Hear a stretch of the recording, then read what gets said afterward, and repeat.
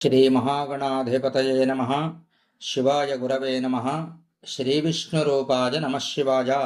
श्रीबालात्रिपुरसुन्दरी समेत మేధాదక్షిణామూర్తయే నమః. 5 జనవరి 2025 ఆదివారం వారఫలాలను తెలియజేయడానికి ముందుగా తిథి వార నక్షత్ర యోగ కరణములు వర్జ దుర్ముహూర్తములను తెలియజేస్తున్నాను. షష్ఠీ ఆదివారం రాత్రి 9:05 వరకు ఉన్నది. పూర్వాభాద్ర నక్షత్రం రాత్రి 9:33 వరకు ఉన్నది. యోగం వ్యతిపాత్ యోగం ఉదయం 9:23 వరకు ఉన్నది. కరణం కౌలవ కరణం ఉదయం 10:06 వరకు ఉన్నది. వర్జం ఉదయం 6:32 వరకు స్థితి పొంది ఉన్నది.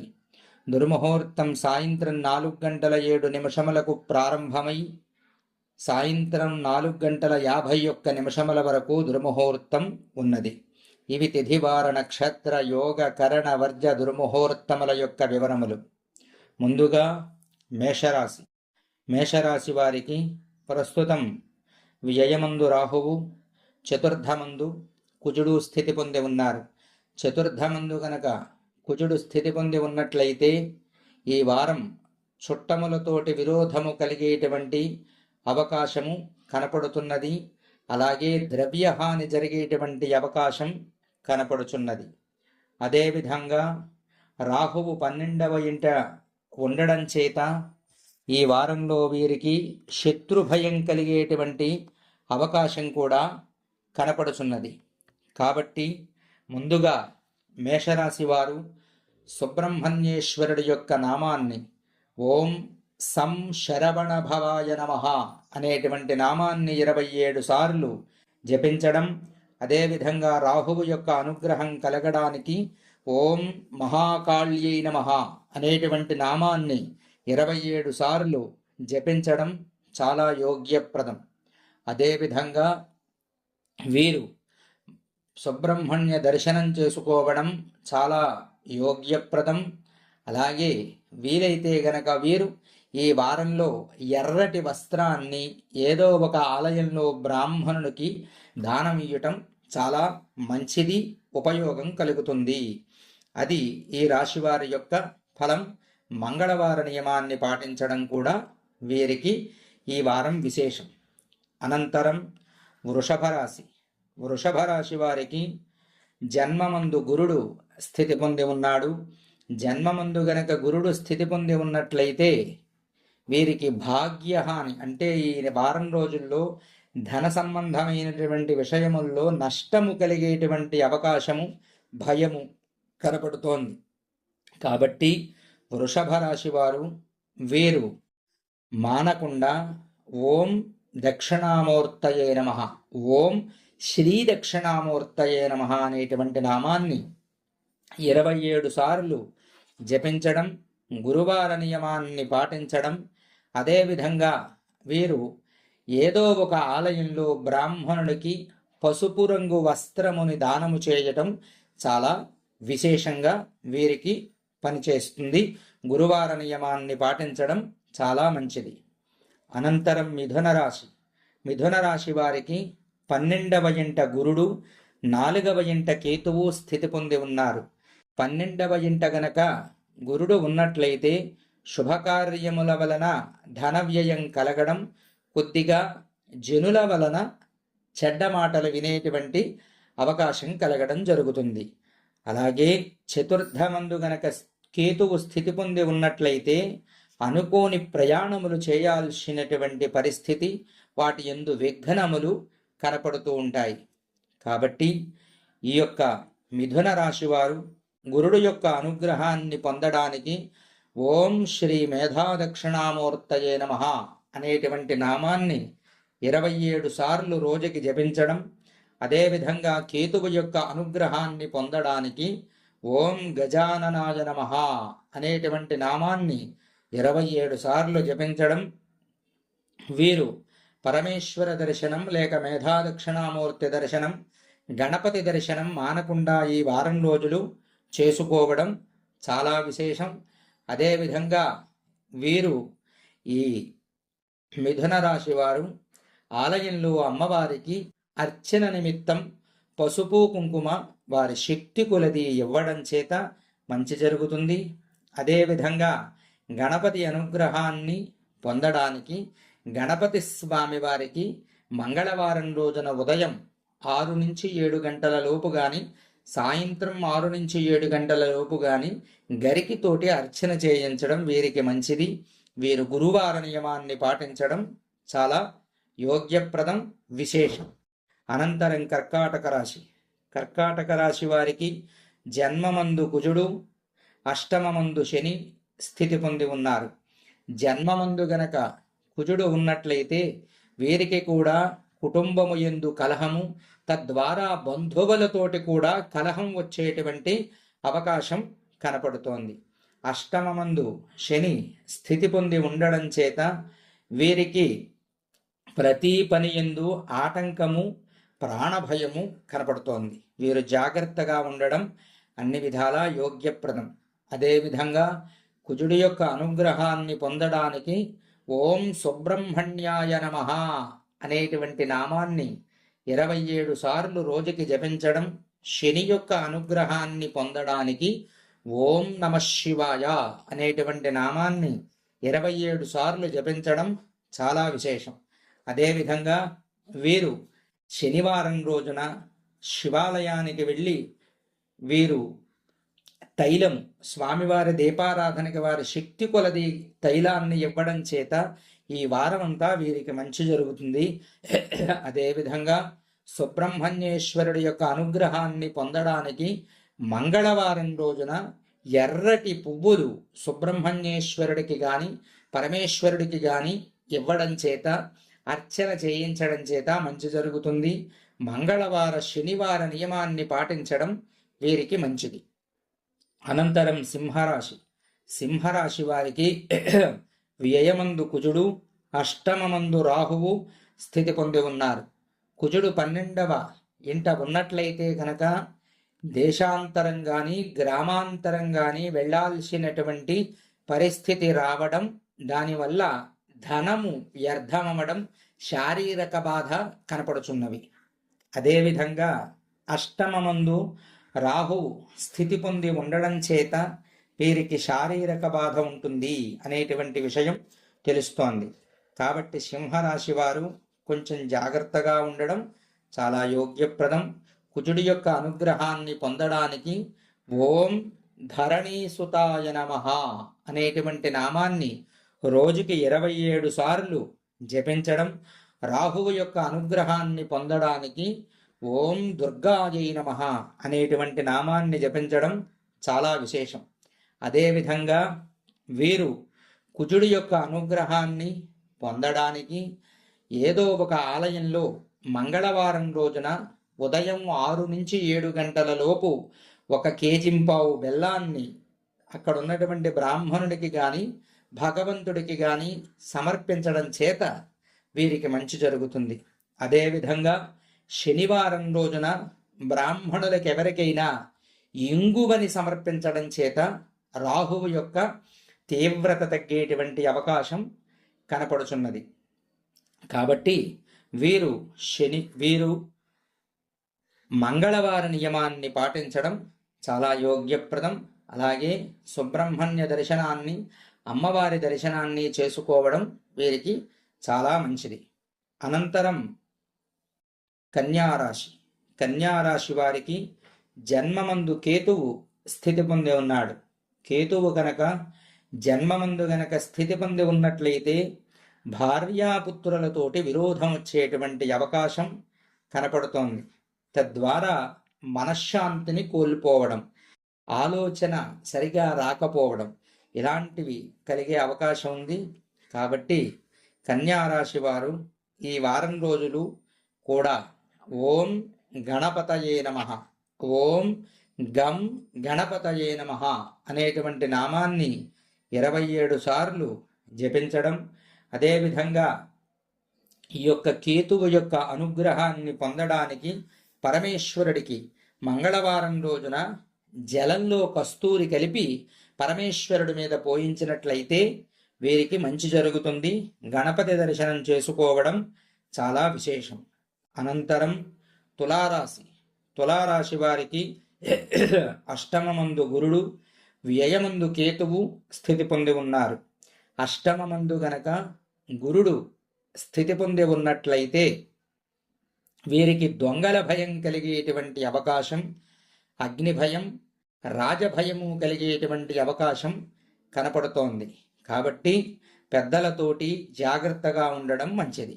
కేతువు వ్యయమందు ఉండడం చేత వీరికి ధనహాని, అదేవిధంగా నేత్రబాధ కలిగేటువంటి అవకాశం కనపడుతోంది. జాగ్రత్త వహించడం అన్ని విధాలా మంచిది. వీరు గురువార నియమాన్ని పాటిస్తూ వీరు ఓం నమో భగవతే దక్షిణామూర్తయే నమః అనేటువంటి నామాన్ని 27 సార్లు జపిస్తూ ఓం వక్రతుండాయ నమః అనేటువంటి నామాన్ని 27 సార్లు జపించడం చేత వీరికి మంచి జరుగుతుంది. అదేవిధంగా వీరు ఆలయంలో కానీ లేక బ్రాహ్మణునికి కానీ 1 కేజింపావు పంచదారని సమర్పించడం చేత వీరికి గురుడి యొక్క ప్రభావం ఈ వారం రోజులు తగ్గుతుంది. అదేవిధంగా వీరు కేతువు యొక్క అనుగ్రహాన్ని పొందడానికి స్వామివారి ఆలయంలో వారి శక్తి కొలది దీపారాధనకి తైలాన్ని ఇవ్వడం చేత మంచి జరుగుతుంది. అలాగే వీళ్ళు గురువార నియమాన్ని పాటించడం మంచిది. అనంతరం వృశ్చిక రాశి. వృశ్చిక రాశి వారికి చతుర్థ స్థానమందు శని స్థితి పొంది ఉన్నాడు. 4వ స్థానంలో గనక శని స్థితి పొంది ఉన్నట్లయితే స్వస్థాన హాని, శారీరక బాధ కలిగేటువంటి అవకాశం ఉంది. స్వస్థాన హాని అంటే మీరు ఏదైతే గృహంలో ఉన్నారో, ఏదైతే స్వస్థానం ఉందో అక్కడ నుంచి బయటికి వెళ్ళాల్సినటువంటి అవకాశం వచ్చేటువంటి పరిస్థితి కలుగుతుంది. అలాగే వీరికి శారీరక బాధ కూడా కలుగుతుంది. గృహము యందు విపత్తులు అంటే ఆపదలు, తెలియనటువంటి కష్టాలు కలిగే అవకాశం కూడా కనపడుతోంది.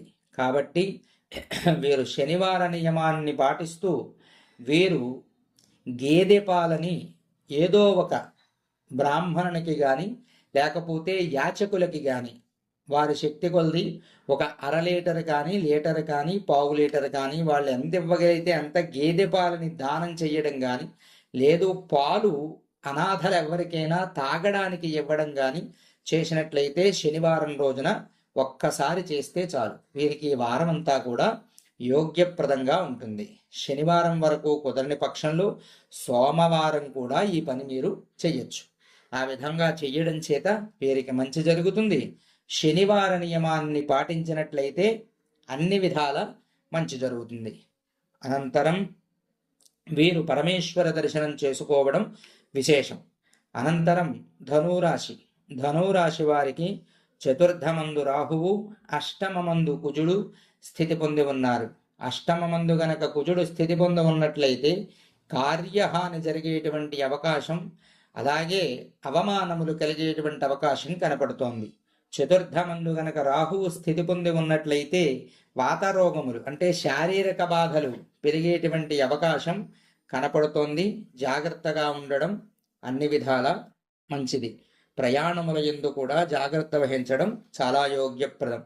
అలాగే వీరు రాహువు యొక్క అనుగ్రహాన్ని పొందడానికి ఓం మహాకాళ్యై నమః అనేటువంటి నామాన్ని 27 సార్లు జపించడం, అలాగే సంశరవణ భవాయ నమః అనేటువంటి నామాన్ని జపించడం చాలా విశేషం. అదేవిధంగా వీరు కుజుడి యొక్క అనుగ్రహాన్ని పొందడానికి మంగళవారం రోజున ఉదయం ఎర్రటి పువ్వులని పరమేశ్వరారాధనకి సమర్పించడం, ఎర్రటి వస్త్రాన్ని పేదవారికి దానం చేయడం చేత వీరికి మంచి జరుగుతుంది. అదేవిధంగా రాహువు యొక్క అనుగ్రహాన్ని పొందడానికి వీరు పేదవారెవరికైనా కప్పుకోవడానికి కంబళిని దానం చెయ్యడం చేత వీరికి చతుర్థ రాహువు యొక్క దోషం తగ్గుతుంది. అలాగే వీరు మంగళవార నియమాన్ని పాటించడం, సుబ్రహ్మణ్య దర్శనం, దుర్గా అమ్మవారిని దర్శించడం చాలా మంచిది.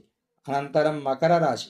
మకర రాశి వారికి ద్వితీయమందు శని స్థితి పొంది ఉన్నాడు. ద్వితీయమందు గనక శని స్థితి పొంది ఉన్నట్లయితే కారణము లేనటువంటి విరోధం, ఆ విరోధానికి కారణం ఉండదు. ఉత్తినే విరోధం కలుగుతూ ఉంటుంది. సంకల్పించినటువంటి కార్యములు ఎంత తిరిగినా సరే అవి ఒక పట్టాన్న వశము కావడానికి కష్టమవుతూ ఉంటుంది. కాబట్టి ఈ రాశివారు మానకుండా శివదర్శనాన్ని చేసుకోవడం, అదేవిధంగా పేదవారికి మినుగులు దానం చెయ్యడం, అది కూడా శనివారం ఉదయం 6 నుంచి 7 గంటల లోపు దానం చేసినట్లయితే వీరికి మంచి జరుగుతుంది. ఇది మకర రాశి వారి యొక్క ఫలితం. అలాగే శనివార నియమాన్ని పాటించడం కూడా అన్ని విధాల యోగ్యప్రదం. అనంతరం కుంభరాశి. కుంభరాశి వారికి జన్మమందు శని, చతుర్థమందు గురుడు, అష్టమమందు కేతువు స్థితి పొంది ఉన్నారు. జన్మమందు గనక శని ఉన్నట్లయితే బంధువైరం కలుగుతుంది, దుఃఖం కలుగుతుంది. ఆ దుఃఖం అనేక విధములుగా ఉండొచ్చు. అదేవిధంగా చతుర్థమందు గనక గురుడు స్థితి పొంది ఉన్నట్లయితే కనుక క్రూరమగు భయం, అంటే ఎప్పుడూ లేనంత భయం, ఏం జరుగుతుందో తెలియదు, ప్రతి విషయానికి భయపడాల్సినటువంటి పరిస్థితి కనిపిస్తుంది. అలాగే ధనహాని, అంటే మన దగ్గర ఉన్నటువంటి ధనము, భూధనం అవ్వచ్చు, గృహధనం అవ్వచ్చు, వాహనం అవ్వచ్చు, అన్ని సంపదలే, ఏదో సంపదకి హాని కలిగేటువంటి అవకాశం కనపడుతోంది. అష్టమమందు కేతువు స్థితి పొంది ఉండడం చేత శారీరక బాధ, ఎన్నడూ లేనటువంటి మనోవిచారం, అంటే మానసిక వేదన. అందుకని ఈ రాశివారు మాత్రం మానకుండా వీరు శనివారం, గురువారం, మంగళవారం, శనివారం ఉదయం 6 నుంచి 7 గంటల లోపు, అదేవిధంగా గురువారం నాడు 6 నుంచి 7 గంటల లోపు, మంగళవారం నాడు 6 నుంచి 7 గంటల లోపు శివాలయానికి వెళ్ళి వారు శక్తి కొలది శనివారం రోజున తైలముతోటి పరమేశ్వరుడికి అభిషేకం, అదే గురువారం రోజున పాలతోటి హరిద్ర జలంతో పరమేశ్వరుడికి అభిషేకం, మంగళవారం రోజున ఎర్ర చందనముతోటి పరమేశ్వరుడికి అభిషేకం చేయించినట్లయితే వీరికి ఈ తీవ్రత తగ్గేటువంటి అవకాశం కనపడుతోంది. అదేవిధంగా శని యొక్క అనుగ్రహాన్ని పొందడానికి ఓం మందాయ నమః అనేటువంటి నామాన్ని రోజుకి 27 సార్లు జపించడం, గురుడి యొక్క అనుగ్రహాన్ని పొందడానికి ఓం గురవే నమః అనేటువంటి నామాన్ని 27 సార్లు జపించడం, కేతువు అనుగ్రహాన్ని పొందడానికి ఓం చిత్రవర్ణాయ నమః అనేటువంటి నామాన్ని 27 సార్లు జపించడం చేత వీరికి మంచి జరుగుతుంది. అదేవిధంగా వీరు పేదలకి ఆహారాన్ని సమర్పించడం చేత గ్రహ ప్రభావం తగ్గుతుంది. అనంతరం మీనరాశి. మీనరాశి వారికి ప్రస్తుతం జన్మమందు రాహువు, అదేవిధంగా వ్యయమందు శని స్థితి పొంది ఉన్నారు. జన్మమందు గనక రాహువు గనక స్థితి పొంది ఉన్నట్లయితే వీరికి దేశ సంచారం చేసేటువంటి అవకాశం, చేయాల్సినటువంటి ఆవశ్యకత వచ్చే అవకాశం ఉంది. అదేవిధంగా రోగముతోటి బాధపడే అవకాశం కూడా కనపడుతోంది.